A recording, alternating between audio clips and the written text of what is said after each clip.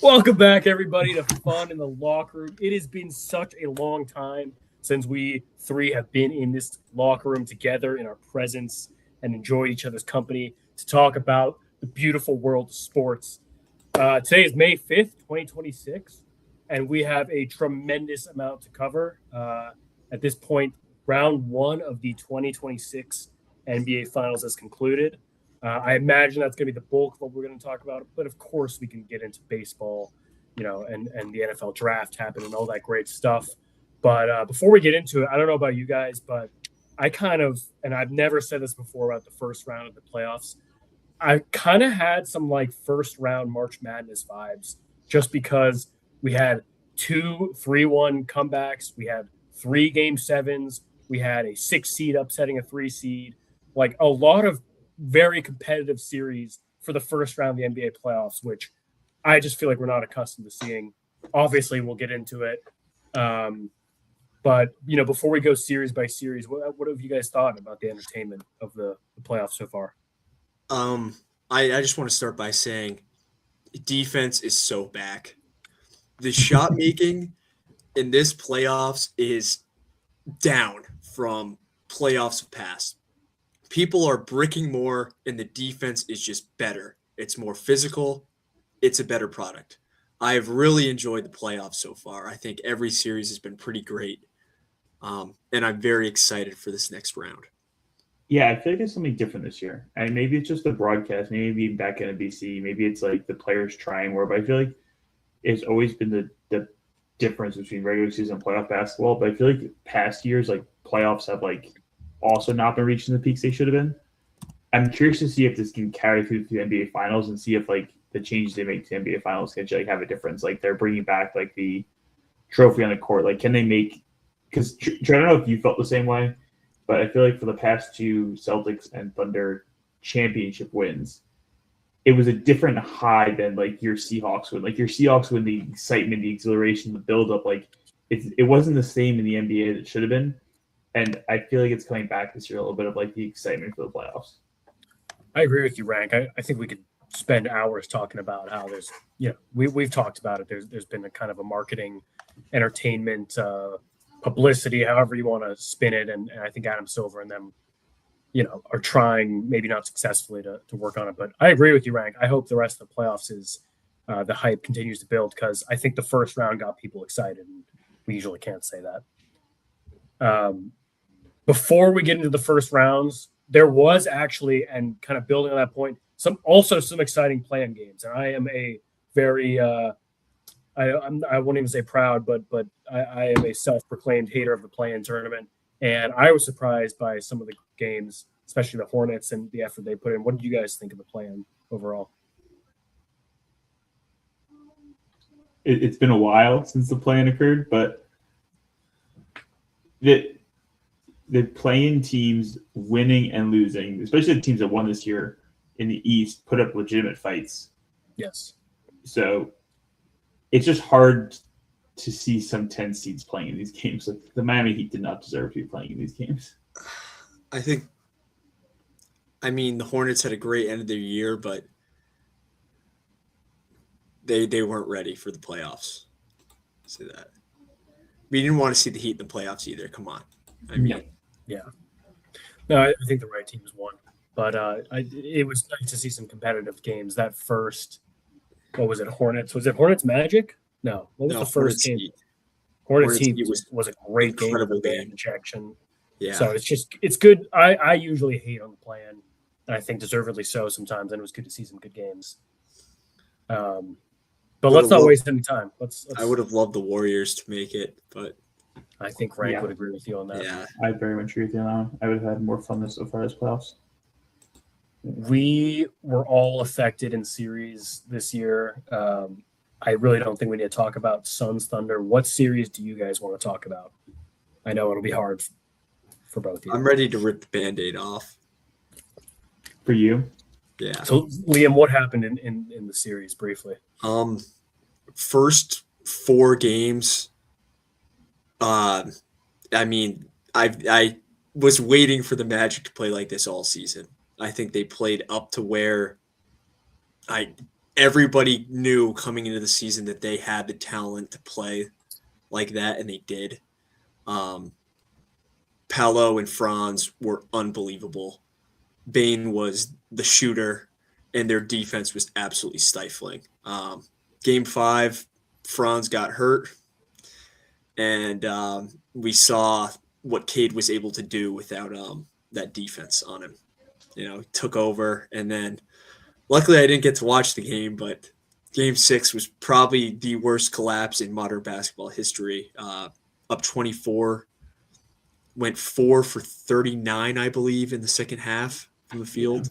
I think it was like 23 missed shots or something in a row. It's just completely inexcusable. Real lifetime.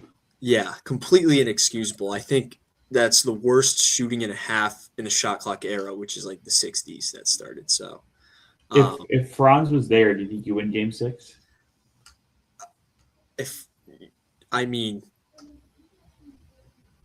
It certainly helps. I'm not going to play the what if game. We saw what was going on in the series before he went down. It wasn't, you're just flat out the better team. But, credit to the Pistons, credit to Cade. He battled back. And he really didn't have much help outside Tobias Harris in Game 7.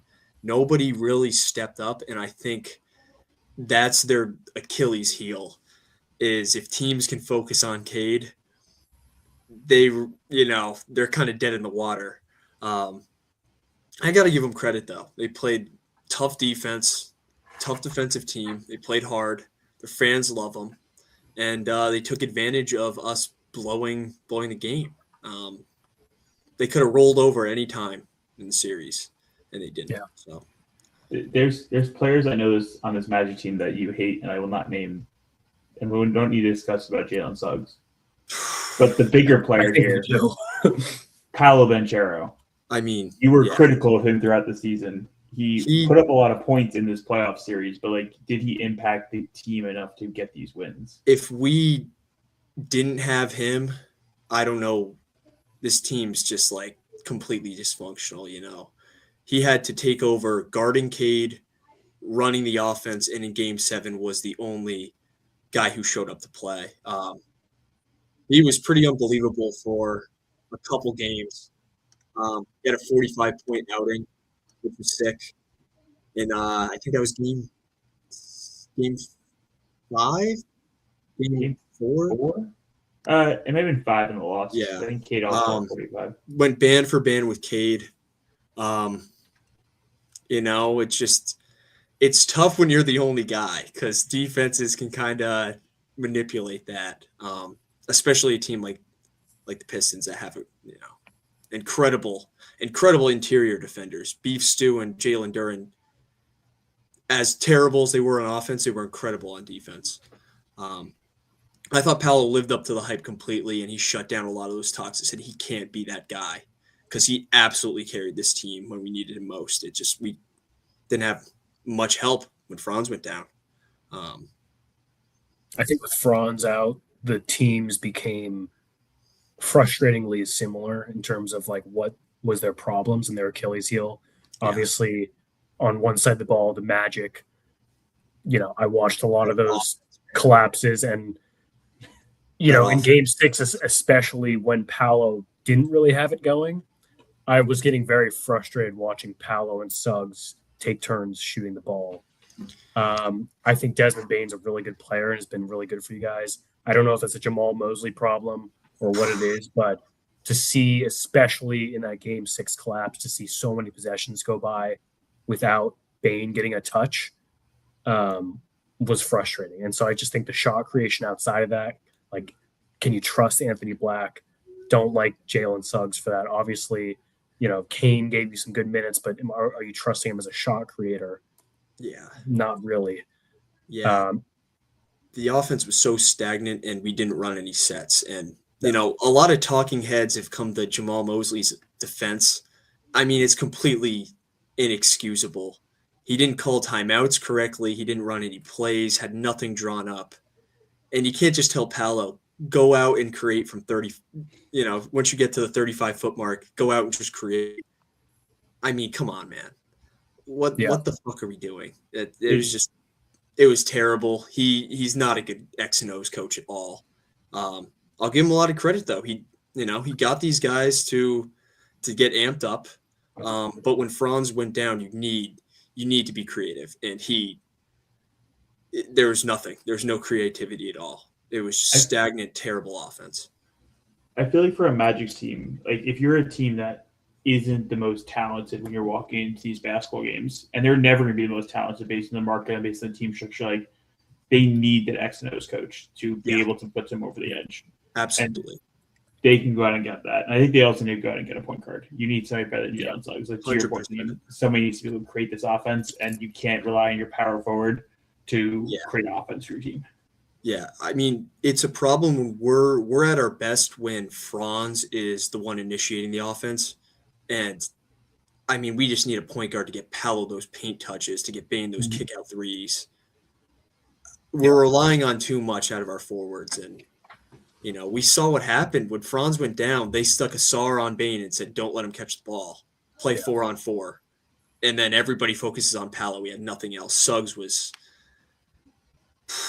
that was – oh, my God. He's getting paid. Horrendous shot IQ. Yeah. Very good as a defender, but just absolutely horrendous shot IQ. I think it was like during – I don't remember if it was games – I think it was game 6, like during that run when – I think another frustrating thing was during that collapse, like the lack of perimeter touch. It was kind of like, let's make a jump shot to see if we can get ourselves going. Yeah.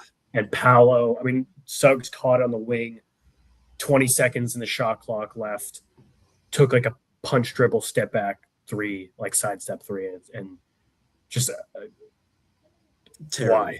Yeah. Why?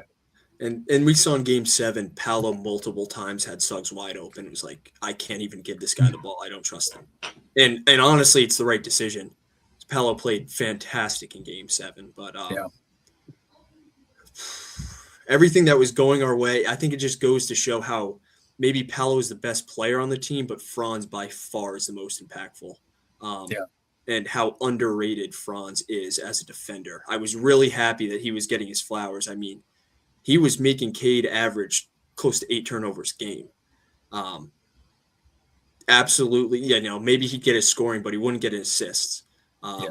So I'm happy we got to see 4 games of what this team could really do at full strength. And then, of course, Franz goes down. But yeah, I mean, the other side of the coin, obviously, is you guys healthy built the 3-1 lead and put the Pistons in a 3-1 deficit. And Cade had some good games and bad games, but I mean, way to shut down the other guys. Like we could sit here and talk about how Duren got completely out-bitched by Wendell Carter, Asura Thompson. Like, in the playoffs, the game slows down, and you have to create a half-court offense, and we'll get to it. We solved that problem with his brother in the Rocket series. And I think we are all questioning the Jaden Ivey trading away because when Duncan Robinson, who's a shooter, isn't making his shots. Tobias Harris at this age is a shooter, not making the shots. I like Denoris Jenkins, but it was a lot coming from Cade, and Cade wasn't great. They were not going to win. That's why they went down. Yeah, I think this team's got we have the blueprint now, and I think they're very much built for playoff basketball. It's about we need to get a coach that can set this team up for success offensively, and we just got to stay healthy. New point guard would be great. New center would be fantastic. But we have some core guys. I think Franz, Bane, Paolo going forward is a fantastic core. Would love Anthony Black to stay, and would love our rookies to kind of, get some touches, but we'll see. The interesting thing I feel like you guys keep harping on, and it's the thing in general, the shot making, and it really is in the NBA now, is if you look at the Eastern Conference, every team that's left the Eastern Conference has a guy who can get his own shot consistently. Mm-hmm. Like you've got Brunson, you've got Maxey, you've got Donovan Mitchell and James Harden in Cleveland, you've got Cade Cunningham. Like you need that guy that when all else fails, he's going to go get you a bucket. And the Magic don't have that yet. I don't know. I thought Paolo showed flashes that he could. Flashes of it, but like. Yeah. A point guard who can do that is very important. Yes, a point guard I think is key. And the Celtics even lack that, and we'll get into that later. But like they lack that as well. Yeah, you need a guy that can go out, get to his spot, and score. They need to be healthy. Those are kind of the two biggies. That's a very good point. Health and bucket getter. Right? Should we segue? You set it up perfectly. Why not? I'll let you set the stage for this one as well. Oh. Damn, Rank. One of the more brutal series of my lifetime. The Celtics have lost a lot of brutal series in the past 7-8 years, I want to say it. Since we were in college, I've seen this over and over again, us losing to less talented teams at times. And we really do live and die by the three ball. And in this series, with this roster, we died by the three ball pretty epically. Yeah. And we weren't as talented as last year, as much as they want to say it. Jason Tatum was not fully healthy. I'm glad he didn't play Game 7. I can, whatever the critics want to say, is a guy coming back from an Achilles. You don't risk that in that scenario. The Sixers had a better starting five. And they ran that starting five into the ground, and they won this series. Because their 1 through 5 is very good and played really good. I hate saying it, and I said it before Game 7 to a couple people without saying it out loud.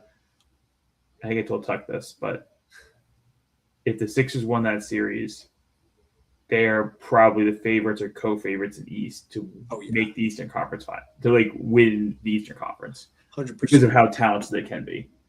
Maxi's amazing, the way he can make shots. When VJ was playing well as a rookie, like what he was doing in the series was impressive. Freaking Paul George. Where's this Paul George been the past 3 or 4 years? I don't know what. But 5 years. But the Sixers played well, and the Celtics, and especially Derek White, not to blame it on one guy, but did not show up down the stretch of the regular season, did not show up in the playoffs. And the bench guys that got us here also did not show up in the big moments because they couldn't make their threes. And it's hard to boil it down to one thing, but it's the Celtics didn't make the threes, and the Sixers were a better team. I think you summarized that really well, Rank. I mean, I think I speak for all of us when I say, regardless of the outcome, you have to be a little inspired by how the entire season transpired. Like, 100%. You were never supposed to make the playoffs. This was supposed to be a figure out what you got type of year while Tatum misses the entire year. Instead, you really gravitate towards a lot of young guys that can be rotational pieces. Jaylen Brown's an MVP candidate, and then Tatum comes back and looks great. So all that being said, yes, you hit it on the head. The system is built around depending on the three-point shot, and the stats are pretty clearly different in the wins and the losses. I also think some pieces were not great. Derek White had a really underwhelming season, and it just kind of got worse in the playoffs. And then, Embiid did not play the entire series, but when he came back, it's a little bit more than coincidental that he just bitched the likes of Keita, Garza, Vucevic was unplayable. Mm-hmm. Embiid at his age of 30, whatever, it does not have the mobility and can't jump as high as he used to, but he is a big guy, and he got a lot of rebounds on the offensive glass that really made this Celtics team that used to have Porzingis and Horford look really small at times. Robert Williams back in the day. Yeah, I think Joe Mazzulla's stubbornness to not abandon the plan was kind of what lost them the series. You don't have Al Horford or Porzingis that can stretch the 4 at the 5 when you have Keita out there. To just chuck threes time and time again when the Sixers have 2 guards in their rotation, and to not drive and try to get them in foul trouble or drive and kick. It was not fun to watch, and it didn't work out for the Celtics. I thought the Game 7 decision to start Garza was odd and just didn't work. I understand, we wanted to keep Kate out of foul trouble, but Garza on Embiid is, I mean, come on, man. That's just, what are we doing there? Ron Harper should play more minutes in Game 7, Rank. I think Missoula's stubbornness kind of hurt them this series. It's interesting because I don't think Embiid himself was the reason we lost the series. Like, Embiid is a great center, and there are not many teams in the NBA who can guard Embiid. Like, Embiid's going to get his buckets. I think it was the fact that when Embiid got on the court, we weren't as much focused on the role players around him that we needed to be guarding. Like, I would almost prefer we left Cade in there and let Embiid get his 30, let Embiid get his 40. It's when, like, you're leaving Maxey and PG and VJ open to make those shots and get hot. That's when you're screwed. Like, when Kelly Oubre is making buckets, like, you're screwed. Yeah. You get no chance. Like, Yeah. I would love Embiid to drop 50, and they would probably lose that series 10 times out of 10 because everybody else wouldn't be doing anything else. Yeah. I think there was too much focus on trying to stop Embiid when that wasn't the answer. And it probably comes down to Liam's point of, like, Missoula did not adjust nearly enough. And credit to Nick Nurse, he did adjust a bunch. Like, there was a bunch of adjustments the Sixers made throughout the series to make them a better team, both offensively and defensively. And Ryan, to your point, this team has no depth, and we're going to see versus the Knicks. It's going to be a little tough, but quite a starting five, and you can extend it to 6 with Grimes. It was not on my bingo card that Paul George was going to shoot 51% from 3 in that series. Yeah, and VJ playing some of the best defense. I mean, one of the best rookie performances we've seen in the playoffs in recent history. The dude was fucking nails. I mean, shout out to the Sixers, man. They did exactly what they had to do. They took care of business. Maxey was unbelievable. Embiid played great. VJ was awesome. PG best series he's had in a billion years. Yeah. Now, I think, and again, we saw this, they lost by 50, 40, whatever it was, to the Knicks last night. And I think part of the reason why they went down in the 3-1 hole and were able to come back is when you depend on 5 guys like this, you're going to get a lot of iterations. You know, Embiid, unfortunate as it is, will not always, he won't play every available playoff game for the rest of the playoffs, you know, however far they go. Paul George might go back to the Paul George that we've seen. You know, Kelly Oubre is not going to be a knockdown shooter for the rest of the season. When you, like, the floor is very low and it's really just Maxey, and that's kind of what we saw in the first 4 games. But when the whole team puts it together and Embiid is back and playing well and drawing the gravity, it's a good team. Yeah. It's disappointing if you think about going to the start of the season, we were taking this 10 times out of 10, but you kind of reset expectations as the season goes on and how they were playing in this Eastern Conference that, to be honest, is still pretty wide open. Mm-hmm. You felt like you had a good shot to at least make the finals. And we proved that for the first 4 games of the series. It just wasn't enough to win the series. So, I mean, we'll have to go back and look at our standings predictions. Did anyone have Celtics as the 2 seed? Like, there's no way. No. There's no way. No. Rank, before we move on, it's just this is more of a therapeutic thing for me to get off my chest. I would like to talk about Jaylen Brown on Twitch the next day. I did not, and please share your thoughts. I did not love how he, excuse my French, went onto Twitch and cried like a little baby, like a little bitch. Cried like a little bitch on stream. It hit me a little harder because there was a game this season where he basically was like going at Shea for being a foul baiter. Whatever, it's not new. People do that all the time. But to see so much of that in Jaylen Brown's game, okay, a little hypocritical. Let's do our 30 push-offs. But then to go onto a live stream, talk about Embiid flopping, and then he showed clips of Paul George doing the same push-off, and he's like, yeah, like, they call that on me. I'm like, dude, stick with one narrative, bro. Like, what are you saying a push-off's okay or a push-off's not okay? Like, flopping is okay, flopping's not okay? Like, I was just very disappointed in that. I think he felt the same way a lot of us feel after a loss like that, whether you're the player or a fan of the team. And I, for one, know I've said those things many, many times about screaming about push-offs one way, not the other. So, to his credit, those are all fair points by him and all realistic things. But he should not have been on Twitch. No. He should not have been live streaming less than 24 hours after losing that game. That is not a good, smart business decision for a guy who is one of the smartest guys in the NBA. It was not a good look. He said some comment about this being his favorite year without Tatum or something like that, which is also just a weird thing to say. I didn't know that. They've had a weird relationship at times. It was not a good decision. Terrible decision. Very dumb of him. But the things he said, I can understand. I agree with you, Rank. We all get frustrated. None of us here make $50 million and have a national platform. But I agree with you. It's easy to get frustrated over those things.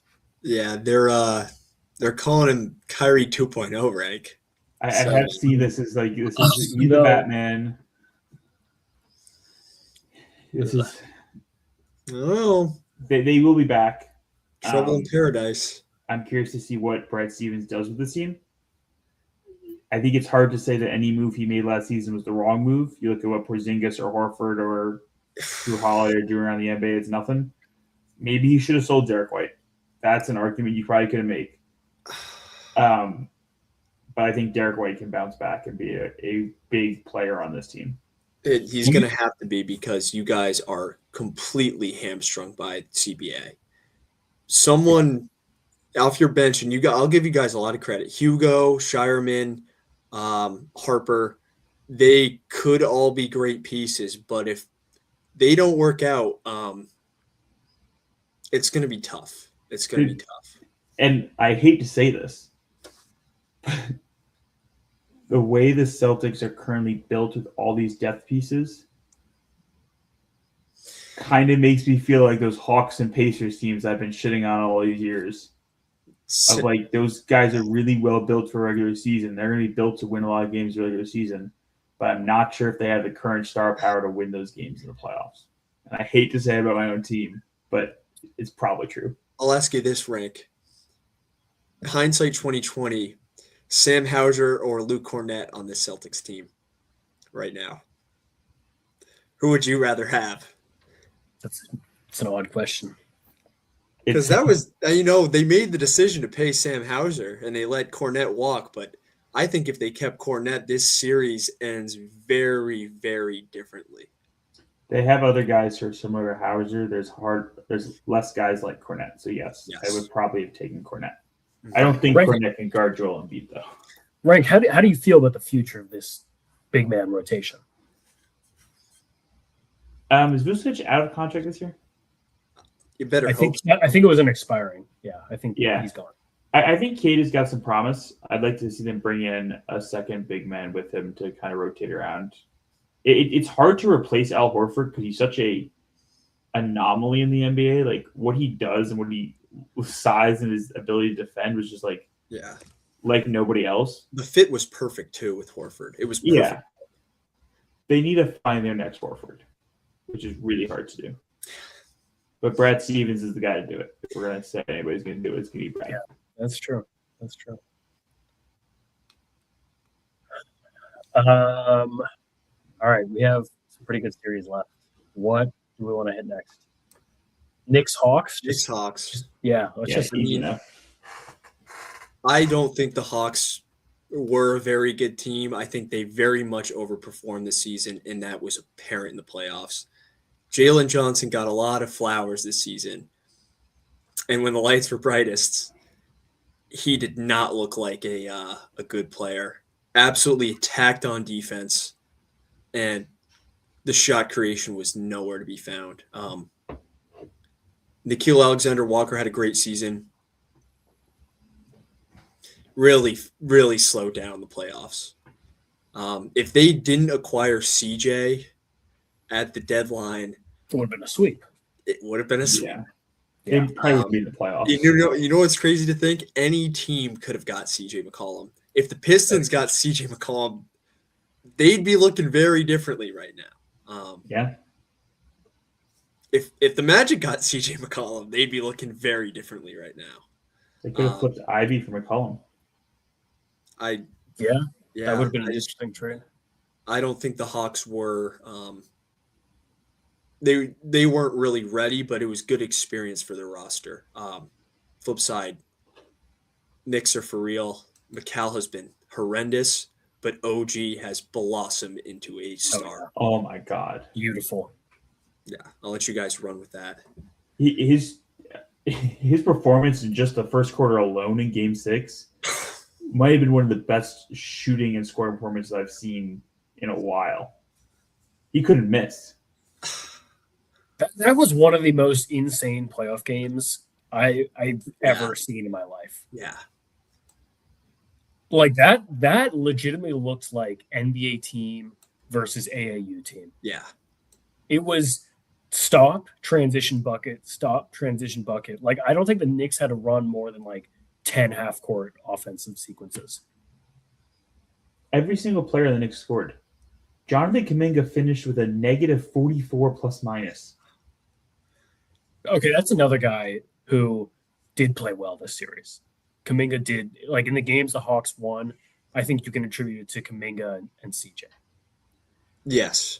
And I think if you take away Mikkel's stinker and CJ's heroics from a few games, this would have been a sweep. I don't think these teams were close in terms of talent, skill.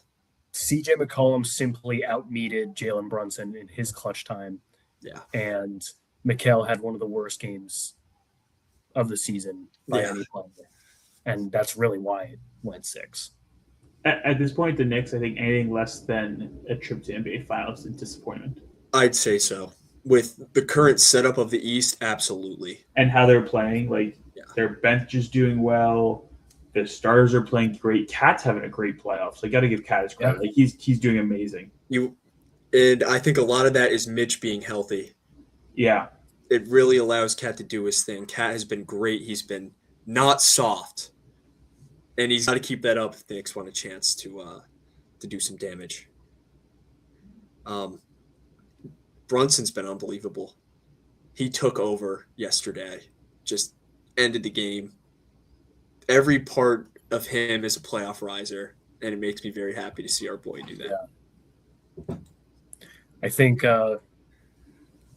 while we're still on this topic, I look at the Hawks like, and this is a horrible analogy, but like a little similar lens to the Celtics where like they were never supposed to be here. Like they were the definition of a 500 team at the trade deadline, traded away their franchise player and just said, let's see what we have. And it worked. Trade away Porzingis too. But obviously room for improvement for sure. And they have that, I can't remember his name, but the number 1 overall pick who's just out of their rotation now in 3 years. He's garbage. Yeah. He's super garbage. What a horrible year to have the first pick. Gotta be like, he should be talked about as the biggest bum like Anthony Bennett. Yeah. Yeah. And the fact that he didn't even get any run in that blowout game, I think his time on the Hawks is probably over. It's gotta be. What draft was that? 2024? 3? Who won Rookie of the Year that draft? Was that Castle? I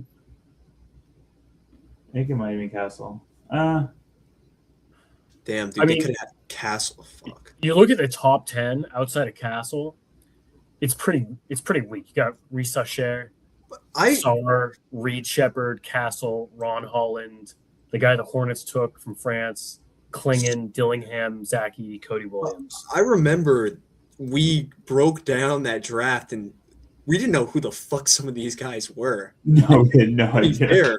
We don't really need to know. That guy on the Hornets that was Wemby's teammate. Yeah, Saloon. He's played like 10 games or something. Yeah. Dillingham already got traded. Cody Williams. Watching Wemby and I truly believe that they only drafted Cody Williams because Jalen Williams broke out the year before, because he is legitimately one of the worst players in the NBA. Like it's his brother, so they're like, oh, he's got to be like someone good. He is so horrible. All right. Yeah. So I guess in a redraft you take Castle there, but who would have known? Do we want to wrap up the East with the Cavs over the Raptors? Yes. What a series this was. So freaking close, Truett. Scotty So freaking Barnes, close man. to you coming on here to read Yeah. something. Scotty Barnes is a superstar. He is an absolute superstar. He's one of the best defenders. I think he's going to be the next best defender in the league. The Raptors have some dogs. Cullen Murray-Boyles, dog. Jamal Sheed, dog. RJ Barrett played out of his mind. What a shot! What a shot! Dude, that made me happy, man. The Raptors have been like, for the past couple drafts, just been building this positionless basketball. Mhm. And everybody's kind of been clowning them over because it's just like not worked out. It's a bunch of random guys. It's finally starting to come together into like a real basketball team. Like they've started putting the pieces together to be competitive in the East. And this was the series they kind of needed to like get their feet wet and come back next season with a couple moves and really be like a top 4 team in the East. I think that's a good. I really think that's a great point, Rank. And I don't know how much of a difference this would have made, but they were without Quickly the entire series. Mm-hmm. I mean, that's instant offense right there, and I don't know. I don't know what happens. Wasn't Rank, Ingram I want last you- game? Ingram missed a couple games too, right? Ingram was out game 7. Yeah. Rank, I want you to expand on this positionless thing because I do fall into the, I don't want to say haters, but I just wonder, you do have a bunch of, call it wings on this team. Yeah. I don't love Pirtle as your starting center. I think the fact that, Jared Allen had 19 rebounds in game 7. CMB will be their guy going forward. No doubt about that. He did not get enough talk as a rookie. Like it was a very much flag, nipple, Edgecombe media hype, but he really showed something in terms of like tenacity and hard-nosed defending and rebounding.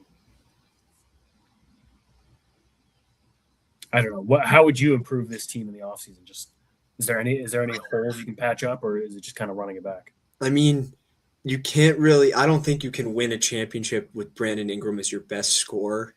But I think the positionless thing, it's built on defense, and I think that's really important for playoff basketball. I mean, they won a game when they shot 32% from the field, 13% from 3. That was crazy. It helps defensively. I'm trying to think, like, how do teams nowadays win championships? And unfortunately, it comes through the draft. Yeah. And the Raptors have kind of put themselves into this middle thing where I'm not sure they'll win an NBA title with this team because to Lima's point, you can't with Brandon Ingram, and they're not going to be able to get a superstar on the draft anytime soon. But they're going to be really competitive for a while. Yes. Because the method of like the other way to get a superstar is to build your team a bunch of young guys and then do what the Rockets did or do what the Nets do and trade them away for a superstar. And that just does not work either. No, it does not. Not since the Lakers has that worked in the bubble, which is fake. I don't want to spend this whole episode just shitting on people's drafts, but 3 years ago, Grady Dick was such a whiff of a lottery pick for the Raptors. Yeah. Could have taken no, that was one pick after Lively. I was going to say Lively as the center. There you go. Yeah. What do you guys see from the Cavs in this series? Besides Rank almost getting me to that says a lot in itself that we got to this point. If they lost this series, the narratives would have been nasty. Nasty. I don't know how to feel about this team, man. I think on paper they're definitely better than the Pistons, but they're kind of soft. They're kind of a soft pussy team. It's just the same old Cavs. Like you have two guys who can score the ball. James Harden and Donovich can score the ball with the best of them. But then you have you have a center and a power forward who, great, they dunked over Jakob Poeltl got a bunch of rebounds, but like they're not doing that against an Embiid or a Cat in the Eastern Conference Finals. Like they're going to get their ass kicked, like destroyed, run out of the building. This team is just so terribly built. I will say this for years. This team sucks. Like they're not good. What do you think they do, Rank? How do they get to the next level? They can't. Think they blow it up? They have to. They need to get rid of Mobley. It's Mobley or Allen. Keep one of the two of them. Both of them are true centers. Mobley's a center. Right. Can't shoot. Bruce. Can't shoot. All right. Joke's over. I agree with you on a lot of those points. Mobley, we're just still, me as the backup Cavs fan here, just waiting for him to take that offensive leap. I don't think it's ever going to happen. Like a great defender, deserved depoy, just no scoring gravity whatsoever. Jared Allen on offense, if he's not in the pick and roll with James Harden, and I'll give Harden credit, he's elevated him a little bit, he's useless on offense. He's literally a black hole on offense. You made a great point. They haven't had in the Steve Mitch era, they have not had a reliable wing, either in the starting lineup or bench, that can go and get a bucket. I mean, it was Okoro, and now it's Strus, who he's not hitting shots, is useless. And then they mortgaged not their entire future, but they mortgaged a big part of their team for James Harden on X amount of years left. And, at the age of 35 plus, they put themselves in this win now. And, Rank, to your point, maybe that's good, because if they don't win now with Donovan Mitchell at his age, and maybe he'll ask out and Harden at his age, maybe they're like, we do have to blow it up then at that point, instead of running it back with Garland and Mitchell and Mobley and Jared Allen for 18 more years. I give them credit for that. They are better with Harden. I will completely agree with that. They are a better team with James Harden. They just might be one of those teams just can't get to the next level. And maybe they get to the Eastern Conference Finals this year probably, and they can enjoy that. We'll see if they do. This is their best chance to. If they don't do it this year. Oh, yeah. Obviously. The Pistons are trash. They're a team full of pussies. They just are. There's nobody on the Cavs that you look at and you're like, that guy scares me a little bit. Maybe Donovan Mitchell sometimes, not recently. Not recently at all. He's not there in 2 years. He's somewhere else. No Dean Wade scaring you? Sam Merrill's not scaring you? Max Strus certainly does not scare me. They got the bench whites that just come on the floor and just stand in the corner and shoot threes. And I think if they get paper cuts, they get scared. Exciting whites. Exciting whites. No, they're not exciting whites. They're not exciting. They're just whites. They're just whites, dude. Sam Merrill is like one of the 60 overalls in 2K, bro. Dude, I swear I saw Sam Merrill shooting around at the park today, man. Come on. Sad. Man. And as we're watching this, the Pistons just beat the Cavs by 10. Yeah. 1-0. I don't know anybody who wanted the Jared Cavs. Allen had 2 points.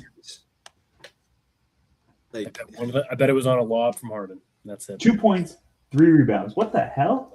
Yeah, dude. That's bro also just cannot. I know I said he had 19 in Game 7. Cannot rebound for someone that's so tall and so fucking freaky looking. Yeah. Him and DeAndre Ayton. James Wendell Harden Carter. had more rebounds than him. So did Donovan Mitchell. That's sad. That's really sad. Whatever. I'm done talking about this team. All right. East Nuggets. is the Knicks. Nuggets, T-Wolves, or Lakers, Rockets. Those my 2 favorite series, probably. No, that's not true. But Let's start with the Nuggets Wolves. that's probably was my favorite series to watch. Just because of Stain. how bizarre it was. This is a stain on the legacy. Yeah, right. Do you agree? Is this a stain on Jokic's legacy? You blame it on Jokic? Yeah. Not all. He's the guy. Yeah. No, you're right. This is a stain on Jokic's legacy. To lose this series to a team that did not have Ant and no Dante and a bunch of other injuries, this is a stain on their resume. It's a stain on Jokic's resume. It's his 2011 Braun year. It's It worse. really- It's so much worse than that, and it's not even. It's so much worse than that. I don't know if it's worse than that. He had It is. It's like D-Wade. he lost the finals to a Dirkless Mavs. No. They lost to fucking G Leaguers and Jaden McDaniels. One guy just bitched them. Julius Randle. I'll say Julius. as much as like Jokic did not have a great series. I hate to say this. You know what I'm going to say. This was some of the best defense that has ever been played on a 3-time MVP in the form of Rudy Gobert, which has never been said. Jokic has always bitched around Gobert. And Rudy Gobert, I don't know what he ate before the series or what he injected into his veins, but he played Jokic so freaking well.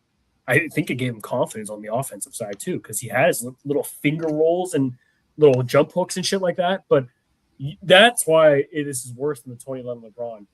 Jokic got straight up outplayed by Rudy Gobert.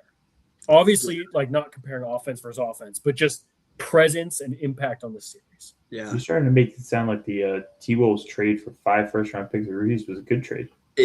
I hate to say it, Rank. Taking Before Rudy Jokic out of a before Rudy came, this franchise was bottom feeders, and this might be third straight Western Conference Finals appearance for this team. Because he's there. Yeah, and blossom into a star, but shit, man, I disrespect the guy on a daily basis. Maybe he's earned a little respect. One thing I gotta say, one of my favorite players in the NBA, Jamal Murray, just absolute no-show. When they needed him the most, he completely fell apart and sold his soul for a regular season All-Star appearance. He did. Sold his soul. He was the playoff riser and just completely flipped. He's like, you know what? I want to go to one of those All-Star games. I don't want to go to Cancun and hang out with my girlfriend, my bubble girlfriend. I want to go to All-Star weekend. And he sold his soul. Horrible series. Obviously not a good defender, but bad offense, bad shots, contested shots. I know he makes them, but bad shots. When you don't make contested shots, they're just bad shots. This Nuggets team without Aaron Gordon and Watson, they're just so unathletic. So unathletic. They just can't compete, man. It's no defenders. Unathletic, and we know Jokic is not a rim protector. And so without Gordon and without the length of Peyton Watson, like they just lived in the T-Wolves lived in the paint. They lived in the paint. Because who's going to block their shot? The thing is, if you looked at that trade from Cam Johnson and Michael Porter Jr., you would have said this team upgraded defensively. Cam Johnson is supposed to be a better defender than Michael Porter Jr., and he just did not show that at all this series. He was a complete bum. I got a hot take for you guys. In the regular season, inefficient chuckers, worst player to have, MPJ, Cam Thomas. In the playoffs, a lot of teams could use guys like that. Because buckets are at a premium in the playoffs. Buckets are at a premium. Sometimes you need a bucket getter. Imagine the Magic with Cam Thomas. It can't be worse than Suggs. Man, That's true though. Yeah. You do have to also give love. Well, let's finish up with the Nuggets. Like maybe give Liam 30 seconds to talk about Tim Hardaway Jr. His performance that series. I said it all year long. Everyone was like, "Oh, best season of his career. He's so back. He's so back." I said, "Wait. Just wait. You can't not be a terrorist, man. He has to do it. He's an evil I just hate that dude so much. Christian Brown, awful. That might be the worst contract in the NBA, and I have Jalen Suggs employed on my team. So And that's about to kick in, right? I think his contract's like it's about to jump up to 25 million next year, and he's one guy that can make this team a little bit more athletic and just no impact, no gravity, whatever. None. Shout out Jaden McDaniels, man. Called out the entire Nuggets team, said they all are trash on defense, and then proceeded to give absolute belt in the form of a 30-point double-double to close out the series.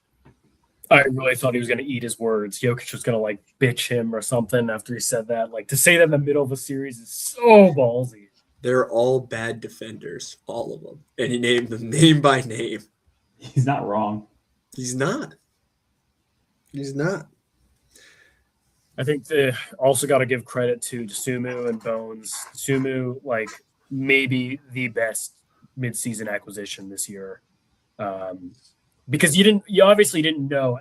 Even when Ant was playing, he didn't really have a great series. Obviously, Dante DiVincenzo was having a great series, went down, but those guys, the other guards, stepped up, and same with McDaniels. Naz Reid, great series. Julius Randle like actually played well for some of the games, enough like timely offense for Julius Randle. And we can talk about the Spurs game last night. Julius Randle, I didn't even look at the box score to see what he scored. Timely offense in the clutch. Had his matchup on a guard, went to work, got fouled or went up. Now, like who knows what happens with Ant? No Dante, obviously, but this was a statement victory for them. And I think the Nuggets are in big trouble, and I don't know how you improve that team. Bruce Brown was a total fluke coming back. Rank talked about Cam Johnson. Jonas Valanciunas is unplayable. They have never, ever in the Jokic era had a good backup big. It was DeAndre Jordan for the longest time. Jonas Valanciunas, like the non-Jokic minutes are unbearable. Yeah. I don't know. I couldn't be a Nuggets fan right now, unfortunately. It'd be too much. All right, last one. Rockets. Yeah, Rank is the resident Rockets fan. Nah, I came off it. I came off for the playoffs. I was off it. Yeah, you're lucky we right in time. Sense to you, man. He saw I the was mountain that right they on time. into. I think there was a lot of underlying issues culture of this Rockets team after some burner tweets from some famous NBA player may or may not have been leaked during the All-Star game, but this Rockets team just seemed to not care, to not play well together, and were just terrible. Like, they were awful. For a large chunk of the series, even in their 2 wins, you can't even say they played great. Like, they were not good. And this team is talented. It's got talent on this team. They're not just scrubs. They're talented, but they're just a bunch of fucking misfit toys, bro. Yeah. They don't have to fit together. There was no continuity amongst this team whatsoever. Even Udoka might be one of like the biggest fall of hype from an NBA coach ever. To go from going to the NBA Finals in his first year to then getting fired and now being on this Rockets team that are a bunch of bums, like it's so ridiculous. Respectfully, just keep it in your pants. Everything will be okay. It's the trouble with Boston sports teams coaches. Yeah. Oof. We can hit on that later. Sengun, man. Horrendous. Just a horrendous basketball player in the playoffs. Horrendous. Amin Thompson. Great years, too. Amin Thompson, just black hole on offense. Complete black hole. Reed Shepherd lost the starting point guard job on a team where there are no other guards. How the fuck do you do that? Fucking bum. The Thompson twins, I will never understand. In an era where we just saw Ben Simmons, who is the same exact player as these guys, passing off dunks and just being a bum in the NBA, the Pistons and the Rockets, and to be honest, the entire NBA was high on them, decided, let's go draft 2 athletic guys who cannot shoot and can just drive. Like, it's not the NBA these days, and they were drafted in top 5 picks. Right. I'll tell you why that happened. One, you draft those guys because you're like, okay, the easiest thing that we can maybe teach them is a jump shot, right? Which does not It's the always pan hardest out, thing. as we Hardest always thing you do. can teach. But teams think that all the time. I one day, for a long time, I believed Andre Roberson was going to be a good shooter one day. Second point is, and this is just the definition of this Rockets team. The regular season, you get up and down, and you just live in transition, and you do great things. And the Thompson twins do that. But the playoffs, it slows down. And I think you would all agree, generating half-court offense for this Rockets team, especially without Durant, was hard. And Amen Thompson, when he doesn't have his transition, is bad in half-court offense. You brought up Ben Simmons. Ben Simmons in the playoffs versus the Hawks, half-court offense was really tough for him. And that was really, we all know that was the end of his career. It was the beginning of the downfall. Not saying it's going to happen to these twins, but it's moments like this where I am useless in the half-court setting when the game slows down in the playoffs. They're completely, if they didn't have their athleticism, they're completely useless. Completely useless players. I blame Russ a little bit because everybody wants the next Russ. Everybody wants this high-flying superstar who can do the things Russ can do. There's only one, Rank. There's only one. one. There's only one. Thanks, Rank. Appreciate Shout that. out LeBron, though. Who would have thought that this fucking team without Reeves and Luka would win a game, let alone win the whole series and go up 3-0 on them? My God. Who do you blame more? Obviously, the pivotal game 3, it's 3-0 or 2-1, and just an insane collapse in the last 60 seconds. Who do you blame more for the way that turned out? The Lakers, obviously LeBron hit a crazy shot, or the Rockets, Reed Shepherd just dribbling with his eyes closed. Nobody telling him, hey, there's a fucking mountain lion coming after you to poke the ball from behind. His name is LeBron James. That's a Rockets collapse right there. Yeah, it's Reed Shepherd being dumb. I would agree with you. I think it was Another just the Lakers bum. capitalizing on here's the ball. Yeah. KD was right about everything he said, by the way, in his burner. He was correct about everything. He called Sengun. He said he had double D's and he ran with a diaper. Never right about that. Never not funny. He called Jabari Smith retarded. He was correct about that. I don't know what he said about Tari Eason, but I hope it was terrible because that guy sucks too. He's the worst. This Rockets team is horrible, and they were so lucky to have KD for this season. It's not even like he was that great in the games. He didn't really have a chance to get in the rhythm, but that game when he had 9 turnovers was tough to watch. Yeah. Now, but Sengun's also like, oh, Durant's getting double teamed. Let me stand like in between his peripheral vision and a defender and just, he's a Hall of Famer. I'm sure he can deal with the double team every possession. He'll be okay. Ridiculous. I don't know what do you do if you're the Rockets? No, you can't do anything. They're stuck. I do think having Van Vliet back as a point guard will actually pay insane dividends. Not that they would have won this series, but I can't see Reed Shepherd initiate a pick and roll one more time. So you're gonna have 44-year-old Fred Van Vliet coming off his injury, having to be the savior for this team? Nah, it's chips. It's over. No, they're getting Steven Adams back too. That's another huge ad for them for generating offense, obviously. Yeah, off of their misses. Fuck. I am probably the only Kevin Durant defender on this show. And he has simply gone from the exact same situation in Phoenix to the exact same situation in Houston, minus Devin Booker. He has no point guard, and they're running the same exact shit. When are teams going to freaking learn you need somebody to handle the ball? I know he's an over guy, but look at what Colin Gillespie did with the Suns this year. Mm-hmm. They actually had a point guard who put up good numbers and was able to play make and make shots and make threes. And the Suns were a dare I say, fun team to watch, and we're a playing team this year. If the Rockets found their Colin Gillespie or found their point guard who can lead a team, they'd be a very different team. But once again, there is a point guard shortage in the NBA right now, and they don't want to take those experienced guys from college and make them into the NBA. But that's what they need to go get. Rank, I agree with you. And I think that was obvious in this series when, game one, Durant's ruled out. You're like, okay, no Luka, no Reeves, no Durant. It's going to be hard to generate offense here. Yeah.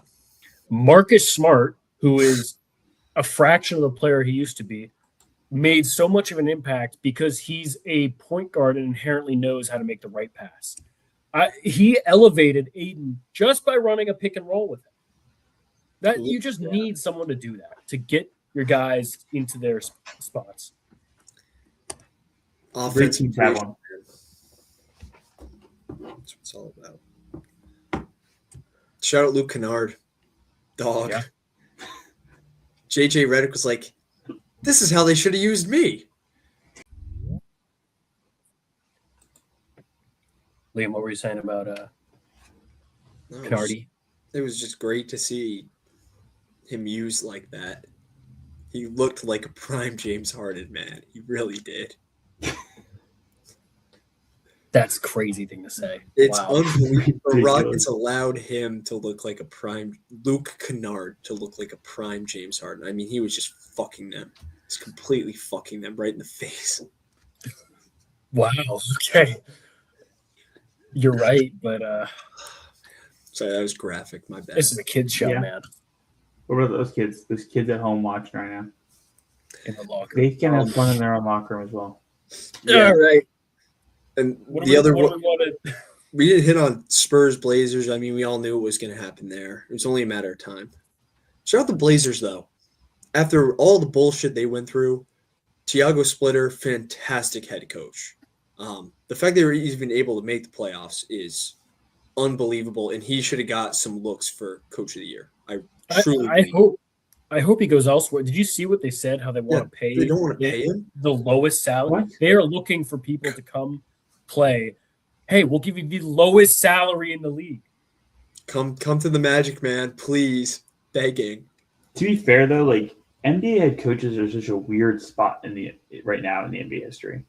Like, you two are NBA psychos. You probably can name more than the average person, but like the number of like recognizable coaches in the NBA have like really been cut down in the past 5 years. A lot of NBA teams have NBA coaches who are a bunch of nobodies. I'm trying to think of examples. I don't know. Because, like, everybody knows Jason Kidd. Everyone knows JJ Redick. I think people would know those guys over a guy like Mark Dagnall, to be honest. No, that's what I'm saying. Right, Rank. Yeah. Yeah. Right. Like I have no idea who the Spurs head coach is. I couldn't name him. Couldn't Mitch pick him off the Johnson? street. No idea. I mean, yeah. I see what you're saying, Rank. Like, we grew up in the time where like there were coaches that had a job consistently for like 10 plus years. And there's just been a lot of turnover recently. Like, there's guys that like Quinn Snyder's been in the league forever, Mm-hmm. guys like that. But There's still some guys around, but there's a lot of young guys. there's a lot of that are new just, faces. like, A lot of new faces. You're right. who Steve didn't Kerr's play in the on his way NBA out. also. Yeah. Like, non-playing NBA head coaches. It's that analytical Yeah. fusion. I actually don't really know anything about Jamal Mosley. How long has he been the coach for you guys? 5 years, five. Really? Oh, really? Yeah. What? Yeah, I didn't know that. It was his first head coaching job. It shows. He was he coached under Jason Kidd with Luka. Oh, really? Yeah, very well liked. Described as a developer of sorts. Well, maybe that's Obviously what you not need. an X and O's guy. You sometimes you need the developer to get you to that point, and you need the X and O's guy to get you over that hurdle. And the Mark Magic usually Jackson, put us there. Steve Kerr. Yeah. Rank, your guy Kenny Atkinson still around and well? I like Atkinson. I hate the Cavs, but I do really like Kenny Atkinson. You see, Bickerstaff got his extension. Happy for him. I did not see that. I didn't know until the game 7 that they talked about Bickerstaff and Mosley are like good friends. Yeah, they fry fish together. That's kind of sick. Yeah. That's really sick. All right. Any other sports stuff we want to talk about? What did we miss when we were? Should we just talk about the? Can we save it to next show, please? Yeah, we don't have to talk about the Mets. Yeah. I'm not sure what you're You talking want to talk about. about the Phillies? We can talk about the Phillies. No. No, not that either. Let's talk about I blocked baseball out later. baseball. Baseball doesn't count right now. Yeah, The I don't know what preseason. baseball is. NBA playoffs have been great. Yeah. The NFL draft, the Giants did awesome. I'm Yeah. running a high. Oh on yeah, them. let's talk NFL. Fuck Shout yeah. out Rank. I'm riding a high right now. Arvil Reese found a nice middle linebacker spot for our team. Got a nice offensive guard. Really filled out the team with Colton Hood in the cornerback position. Like John Harbaugh is building the team here. Building a really good team. We've signed some two like veteran defensive tackles to replace Dexter Lawrence. I know I keep saying it, and I've got money on it for a while now, but it's really shaping up to be a Giants NFC Championship game this year. We'll see you there, Rank. Yeah, We I'm will see you excited. there. I'm excited to take a trip down to the New Orleans or up to New York and go to a Saints Giants NFC Championship game. Hell yeah. Okay.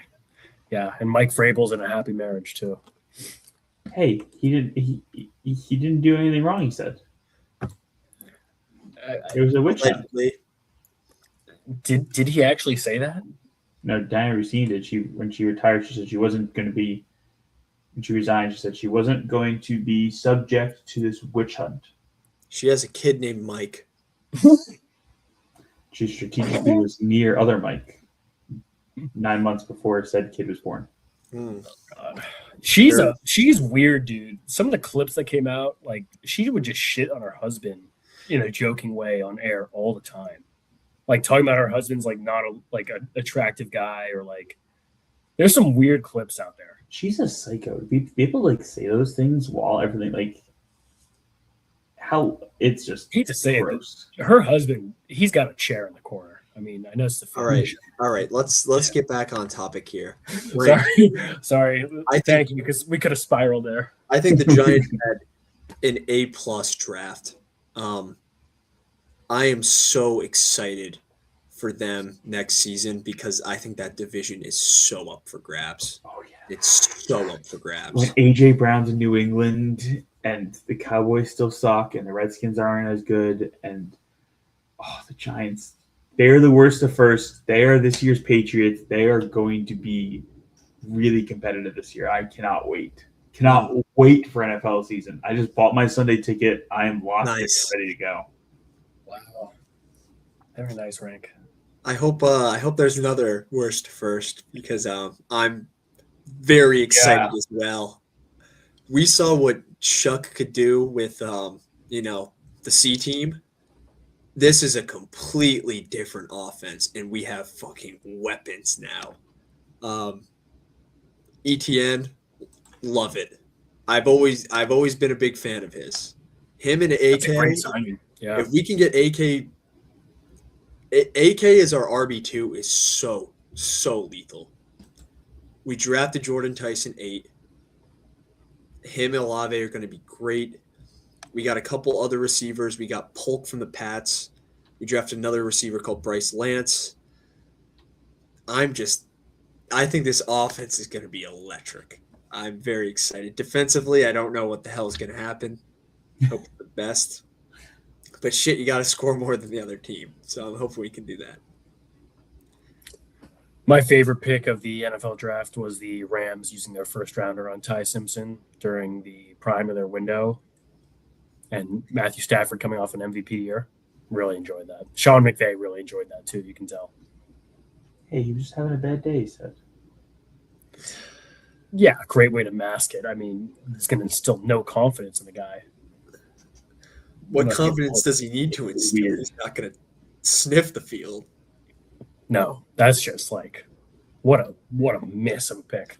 And Makes me This happy. was a franchise that we hyped up as one of the best drafting Yeah. franchises ever, and to do that, just I hit- can't show them too much because, as we've said, we hyped it up so much that it might work out. Like, Yeah. what if it works out?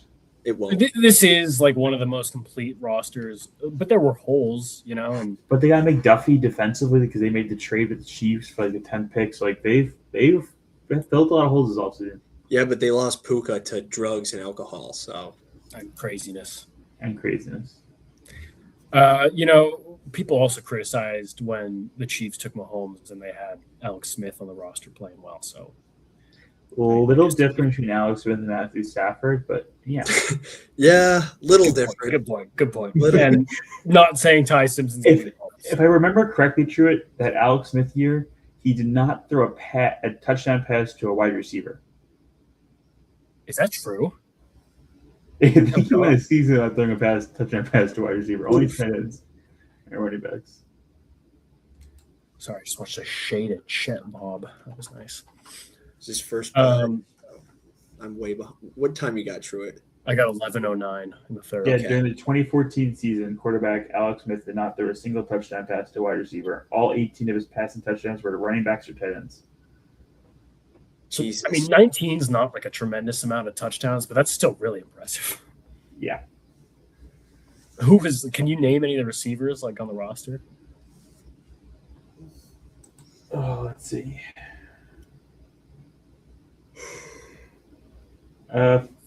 Chiefs have gotten 899 yards from 4 players. Dwayne Bowe. Dwayne Bowe was a guy here. Dwayne Bowe. That's the only one I'm seeing right now. All right. Do you want to do Hoops Grid? Any other NFL stuff? Oh my God, Aiden, you suck. Sorry. I'll pull up the. I'll pull up the rest of the wide receivers in this room in 2014. Oh, that was a great pass. Wow. Oh, we got a good one for Liam. Why is it? I feel like it's always a magic one when we do this. All right, wide receivers this year were Dwayne Bowe. And nobody else. What the hell did I have a single wide receiver? Oh, Braun. Frankie Hammond, AJ Jenkins, I have no idea who any of these people are. Albert Wilson. Oh my God, they're Dort, get the ball out of don't your mention hands, that. buddy. No wonder he didn't throw any of them. Gross. All right, you guys see the screen or no? All right, Liam, time to cook. Yeah. Ooh. This is interesting. Played in 2020s. Huh. Oh, we could get some real curveballs. Liam's favorite player. Goat Baisley. Yep. Mr. Run and Dunk Man right there.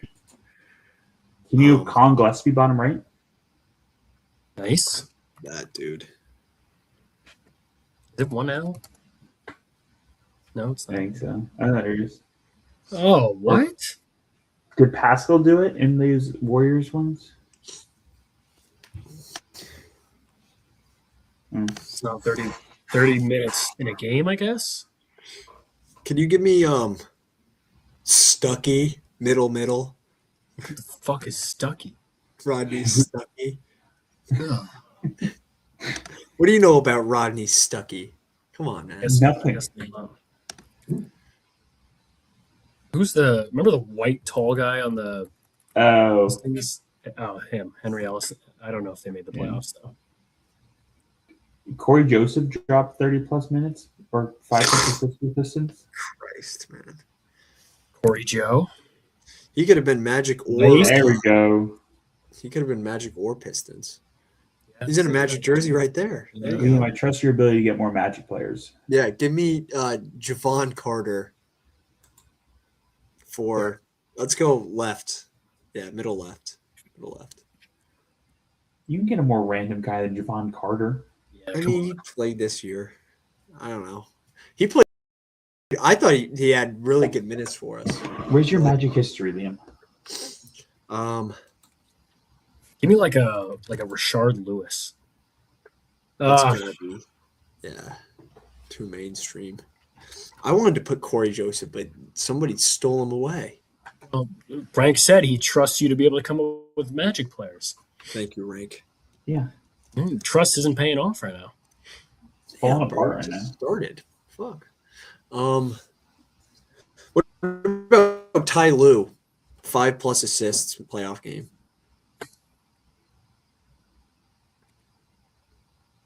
What is it, Tyrone? Yeah, there is. I remember. Just do Lou. You could just do Lou. Freaking out right now. There you go. There we go. Did Juwan Howard have a playoff minute for the Magic?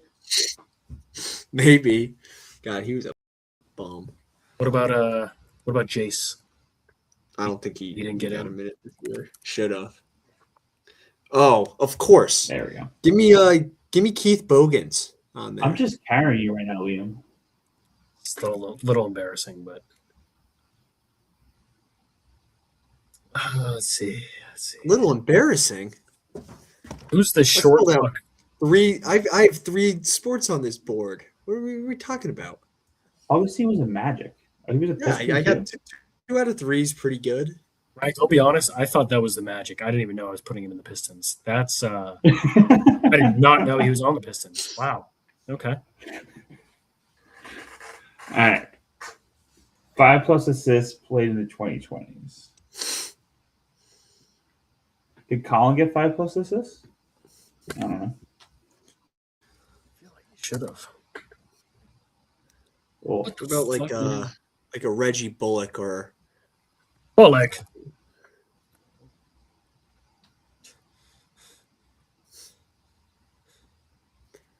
what about a Dorian Finney-Smith? Oh, I love him.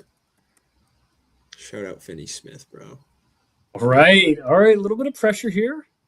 30+ minutes in the playoff game. We could get some scrub ass player. Reggie Jackson? Bad. Yeah, it's a good one. Nice. Good work. How we do? I hate That's pretty good. this part though, because it's not realistic. We put in a lot of work here. It's just not fair. There are hackers and cheaters that do it, so don't Yes. be too upset. Yes, there are. All right, let's see who we got for birthdays today, fellas. I've been missing this. All right, starting out in baseball. We got Logan Gilbert of the Mariners. Nice. Happy birthday to. Have the Mariners been playing well? I don't know. I haven't I guess watched I have no. paid attention to any baseball because I'm depressed. I think baseball's in count right now. So Yeah. I don't know any of these guys, to be honest. Keith Ginter. How about Ginter? Give Ginter a shout. Ginty. Agreed. All right, basketball. We got some better ones. Some better ones here. Happy birthday to PJ Tucker, the future Hall of Famer. Wow. No, I don't know about Let's that see him get it done.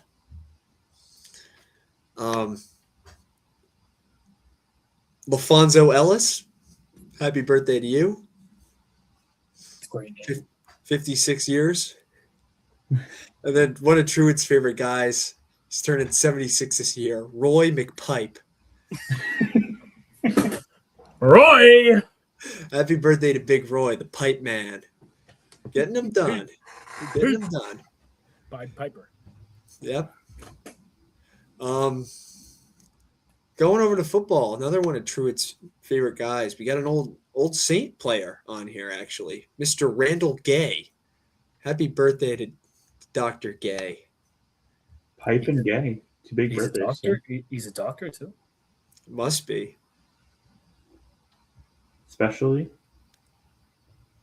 Happy birthday to James Conner. Legend, Arizona Cardinal. I used to love him on the Steelers. I bet you did, Rank. I only liked him when he went to the Cardinals, actually. Just complete hater. It's a long list of football birthdays, but I don't know any of these guys, man. I don't know any of these guys. All right. We'll go on to hockey. Happy birthday to Ziggy Paffy. That's a nice name. Turns 54 today. Going over to soccer. See if we got any. This is like a bad day for birthdays. There's really nothing out there. Shout out to John Cummings. Happy birthday to Lord Cummings himself. It's a rank favorite. Real trifecta tonight.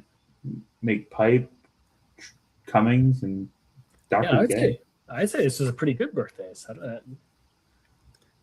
Harry Whipper turns 96 today. He's the lacrosse player. Shout out to Harry Whipper. That's a great lacrosse name. It is. Yeah. Bet he whips it out in the locker room. His lacrosse stick, right? Yeah. He's just always practicing. Yeah. Always good to get an extra cradle session in, right, fellas? They're gonna take away our mics one day. Oh God. All right, and lastly, tennis player Carlos Alcaraz turns 23 today. He's a good tennis player. Yeah, that's all we got today, fellas. Happy Cinco de Mayo. Happy Cinco de Mayo. It is.